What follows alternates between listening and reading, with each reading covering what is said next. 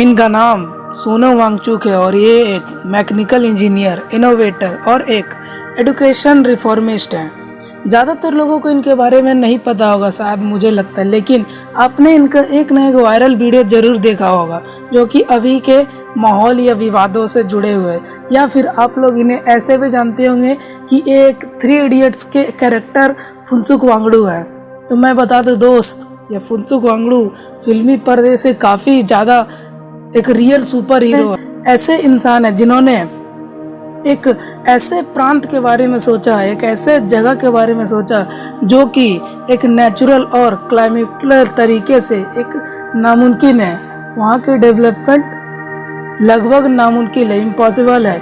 जहाँ का आप सोच सकते हैं कि जहाँ का टेम्परेचर -20 डिग्री से -30 डिग्री तक रहता हो, तो वहाँ कैसे कोई डेवलपमेंट हो सकता है, कैसे कोई इक्विपमेंट लाया जा सकता है। लेकिन इन्होंने वो करके दिखा दिया।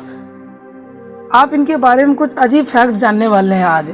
इन्होंने अपनी पहली शिक्षा, स्कूली जो शिक्षा होती है, वो कंप्लीट की national institute of technical Srinagar से, और इस पूरी शिक्षा को कंप्लीट करने के बाद ये चाहते तो बहुत अच्छा जॉब कर सकते थे, फॉरेन जा सकते थे, इन्हें कई ऑफर्स भी आए, बट इन्होंने ऐसा नहीं किया। इन्होंने अपने देश के बारे में सोचा, इन्होंने अपने गांव के बारे में सोचा, अपने कस्बे के बारे में सोचा। इसलिए दोस्त, इन्हें सबसे अलग बनाती है, यही खासियत इन्हें सबसे अलग बनाती है। चाहते तो जाकर सेटल हो सकते थे, बट इन्होंने अपने गांव के बारे में सोचा कि जो प्राकृतिक रूप से एक नेचुरल रिसोर्स होने के साथ साथ यहाँ पर ज़्यादा कोई ध्यान नहीं देता, क्योंकि ये ऐसे इलाके में था जहाँ की डेवलपमेंट इम्पॉसिबल थी। आप इसे ऐसे समझ सकते हैं कि यहाँ पर 95% बच्चे 10वीं की कक्षा में फेल हो जाते थे, और ना यहाँ पर स्कूली शिक्षा थी और ना यहाँ पर लिटरेसी रेट। इनकी कहानी आज बताने वाला हूँ जो कि आप सुनकर काफ़ी चौंक जाएंगे और एक गर्व करेंगे कि हमारे देश में भी ऐसे ऐसे व्यक्ति हैं जो कि आज भी हमारे देश का नाम रोशन कर रहे हैं। जब इन्होंने अपनी पूरी शिक्षा जो कि इंजीनियरिंग की पढ़ाई है वो कंप्लीट कर ली, तो वो अपने गांव वापस आए लद्दाख, और लद्दाख आने के बाद इन्होंने देखा कि यहाँ के बच्चे 10वीं की परीक्षा में तकरीबन 95% बच्चे 10वीं की परीक्षा में फेल हो जाते थे, पास नहीं कर पाते थे। और यहाँ की शिक्षा व्यवस्था देखकर इन्हें काफ़ी गुस्सा आया और दुखी हुए। लेकिन दुखी होने के साथ साथ इन्होंने एक ऐसी मुहिम चलाई जिसके कारण आज लद्दाख के बच्चे पास ही नहीं बल्कि अच्छे रैंक लाते हैं, अच्छे अच्छे डिवीज़न में कंप्लीट करते हैं। और आपको बता दूं कि आज लद्दाख की साक्षरता 86.59% हो चुकी है। तो ये सारा कमाल सिर्फ एक इंसान का है, वो है सोनम वांगचुक। सोनम वांगचुक ने लद्दाख की पूरे एजुकेशन सिस्टम को बदल कर रख दिया। इन्होंने एक मुहिम चलाई जिसका नाम था सेकमॉल। सेकमॉल का मतलब है students educational and cultural movement of Ladakh. इसकी शुरुआत इन्होंने 1988 ईस्वी में शुरू की थी, जो कि सर्व शिक्षा अभियान से काफ़ी पहले 10 साल पहले ही शुरू कर चुके थे। आप इमेजिन कर सकते हैं कि सर्व शिक्षा अभियान इनके बाद ही शुरू हुआ, तो इनसे पहले ही ये ऐसे अभियान किए थे जिससे कि बच्चे अपने पढ़ाई के ऊपर, अपने एजुकेशन के ऊपर काफ़ी ध्यान दे सकते थे। इनकी कुछ ऐसी बातें हैं जो कि आपको आज ज़रूर जाननी चाहिए। जब तुम अपने पैशन को प्रोफेशन में नहीं बदल लेते तब तक तुम कुछ नहीं कर सकते। दोस्तों, सोनम वांगचुक का कहना था कि अगर आप किसी चीज़ में अच्छे हो, जैसे कि अगर आप फुटबॉल में अच्छे हो, तो ये अच्छाई सिर्फ अपने तक मत रखो, ये दूसरों तक भी पहुंचाओ। इसे एक प्रोफेशन की तरह, जैसे कि एक टीचर अपना ज्ञान खुद तक नहीं रखता, बाकी लोगों तक, अपने स्टूडेंट तक भी पहुंचाता है, वैसे ही तुम अपने पैशन को प्रोफेशन बनाओ।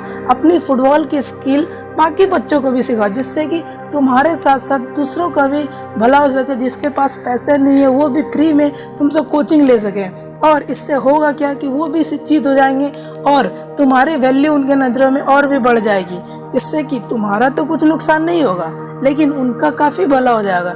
जिनके पास पैसा नहीं है वो फुटबॉल नहीं सीख सकते।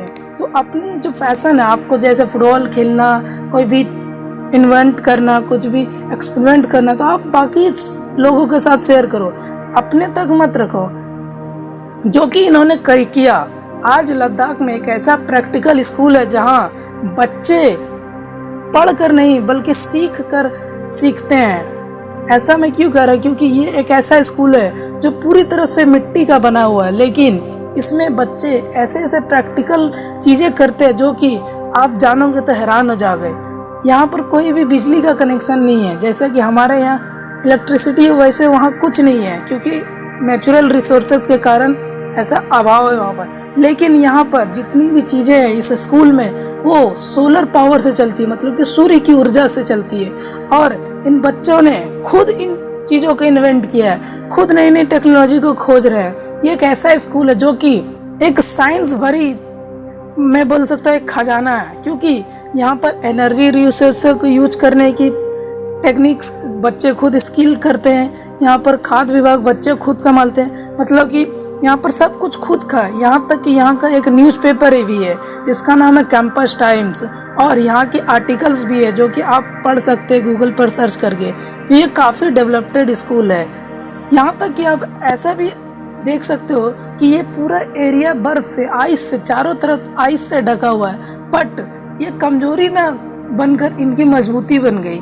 इन्होंने एक ऐसा आइस हॉकी फील्ड बनाया जहाँ पर वे हॉकी खेल सकते हैं, आइस हॉकी के टूर्नामेंट खेल सकते हैं। और ये काफ़ी हद तक एक ऐसा गेम है जो कि इंटरनेशनल लेवल पर भी इन टीमों को ले जा रही है और इनका काफ़ी विकास हो रहा है। तो आप इन नज़रियों से देख सकते हो कि इन्होंने खुद में ही कितना बड़ी स्किल, कितनी बड़ी उपलब्धि अपने आप में भी कर ली।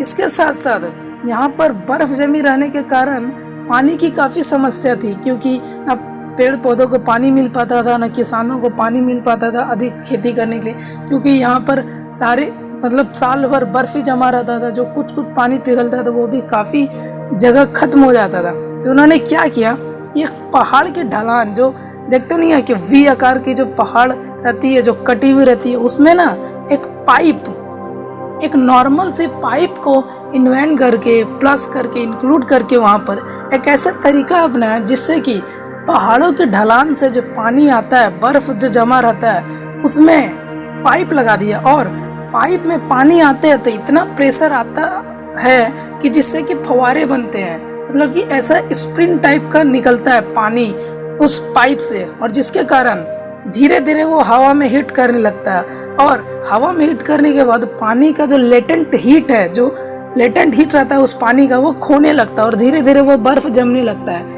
नीचे गिरने से वो एक तरह की त्रिकोण, मतलब ट्रायंगल शेप में बन गई, और जिससे कि वहाँ जगह भी कम है और जगह भी कम गिरती है वो, और ये काफ़ी लंबा है, जिसके कारण यहाँ पर पानी की समस्या भी धीरे धीरे, अगर मान लो कि आइस की समस्या है तो पानी अगर महीने में ख़त्म भी हो जाता है तो जून जुलाई के महीने में ये क्या करते हैं कि ये थोड़ी थोड़ी आइस पिघला कर किसानों को, फिर इससे तकरीबन 5 से 10 हज़ार पौधे सिंचित होते हैं और इससे काफ़ी इनका फ़ायदा होता है, जो कि एक अपने में काफ़ी अच्छी बात है। और इसके साथ साथ ये इतना ऊंचा है कि इसकी ऊंचाई अप्रॉक्स 64 फीट है, जो कि गिनीज वर्ल्ड रिकॉर्ड के आइस ट्यूबा से भी काफ़ी ऊंची है। ये आइस ट्यूबा इतना खूबसूरत और इतना इन्वेंटिव था कि स्विट्ज़रलैंड की सरकार को, स्विट्ज़रलैंड की गवर्नमेंट को इन्हें ऑफर दिया कि आप हमारे यहाँ आइए और हमारे यहाँ भी ऐसा आइस ट्यूबा बनाइए। तो आप ये सोच सकते हो कि एक भारतीय होने के कारण आप कितनी ज़्यादा गर्व की अनुभूति कर सकते हो कि एक भारतीय जाकर एक विदेशी गवर्नमेंट हमें ऑफर दे रही है हमारे यहाँ के एक बंदे को कि आप यहाँ कर आइए। तो ये कमाल है भारत के एक सोनम वांगचुक का। दोस्तों इसके साथ साथ भारत के इस सोनम वांगचुक, मतलब हमारे सोनम वांगचुक को global awards for sustainable architecture में से सम्मानित किया गया। देश को जान नहीं बल्कि तुम्हारी जिंदगी चाहिए। सोनम वांगचुक का कहना है कि देश के लिए जान तो सब दे सकते हैं। आज इंडिया के ऑलमोस्ट पीपल अपने देश से बहुत प्यार करते हैं और उनसे कहोगे तो देश के लिए वो जान देने के लिए, हम लोग भी देश की जान देने के लिए तैयार हो जाते हैं। लेकिन उनका कहना है कि देश के लिए जान नहीं बल्कि हमें ज़िंदगी चाहिए। आज युवा के मामले में इंडिया सबसे बेहतर है। युवा के मामले में इंडिया सबसे पहला है और युवा इंडिया में सबसे अधिक है बाकी देशों की तुलना करें तो, क्योंकि हमारे पास इतनी यंग पावर है, यंग जनरेशन है हमारे पास, इतने सारे यंगस्टर है, इतनी टेक्नोलॉजी आ सकती है हमें इन यंगस्टर के कारण, जो कि हमारे इंडिया को डेवलप ही नहीं बाकी हर चीज़ में आगे ला सकती है। इसके साथ साथ युवाओं के पास काफ़ी डिग्री है लेकिन किसी काम की नहीं है, क्योंकि इन डिग्रियों का क्या फ़ायदा जो किसी को ज्ञान ना दे। हम किस लिए एजुकेशन पाते हैं, हम किस लिए पढ़ते हैं, क्योंकि हम दूसरों को पढ़ा सके, हम दूसरों को कुछ भला कर सके या फिर अपने देश के लिए कुछ कर सके। तो ऐसे डिग्री का कोई फ़ायदा नहीं है। आज के युवा को कलम चाहिए, ना कि तलवार और ना कि बंदूक। हमें युवा को और आगे बढ़ाना होगा। इनकी टेक्नोलॉजी की मदद से हमें इनकी शिक्षा का सही उपयोग करना होगा। देश की लिटरेसी रेट बढ़ानी होगी। देश को साइंस और टेक्नोलॉजी की ज़रूरत है जो कि आगे चलकर यही युवा हमें दे सकते हैं। तो सोनम वांगचुक यही कह रहे हैं कि देश को सिर्फ युवा के टैलेंट की ज़रूरत है, ना कि किसी फालतू के प्लेटफॉर्म पर 2 मिनट की या 30 सेकंड की वीडियो बनाकर कुछ कर सकते हैं आप। और जिसके कारण आप अगर अपने देश के लिए कुछ करना ही चाहते हैं तो अपने देश के लिए शिक्षित लोगों को और शिक्षित करें। जिसके पास पैसा नहीं है शिक्षा पाने के लिए उन्हें और शिक्षित करें, जिससे कि आप अपने साथ साथ अपने देश के भी भला कर सकते हैं और आप अपने देश का नाम दुनिया भर में रोशन कर सकते हैं। युवाओं के कारण हमारी टेक्नोलॉजी काफ़ी बेहतर बन सकती है अगर हमारे इंडिया के यंगस्टर हमारे टेक्नोलॉजी के ऊपर ध्यान दें, हमारे देश के विकास के बारे में ध्यान दें। और जितनी ध्यान देंगे हमारे युवा हमारे कंट्री के ऊपर, हमारे देश के लिए उतना ही ज़्यादा बेनिफिट साबित होगा। दोस्तों, सोनम वांगचुक किसी मामूली इंसान का नाम या फिर कोई मामूली इंसान नहीं हो सकता। दोस्तों, मैं जितना इनके बारे में डिस्क्राइब करूँगा मेरे शब्द कम पड़ जाएंगे लेकिन इनकी डिस्क्रिप्शन कम नहीं होगी। दोस्तों, ये एक ऐसे रियल सुपर हीरो है जिनके बारे में मैं एक वीडियो में तो बता ही नहीं सकता, क्योंकि ये इतना लंबा हो जाएगा कि आप लोग बोर हो जाओगे। लेकिन दोस्त, ये एक ऐसा इंसान है जिसने लद्दाख की पूरी हवा को चेंज कर दिया, लद्दाख के पूरे क्षेत्र को चेंज कर दिया। इतनी डेवलपमेंट और इतना विकास जिसे बोलते नहीं है इंडियन जुगाड़, ऐसे ऐसे चीज़ों से ऐसे ऐसे चीज़ें बना रहे हैं और ऐसे ऐसे चीज़ें बनाएंगे फ्यूचर में, इनफैक्ट जो कि इंडिया ही नहीं बल्कि वर्ल्ड भी देखते रहेगी। तो दोस्तों, इनका कहना है कि इनकी तरह देश के युवा इनकी तरह ही और या फिर इनसे भी अच्छा कुछ बनाए जो कि देश के लिए समर्पित हो।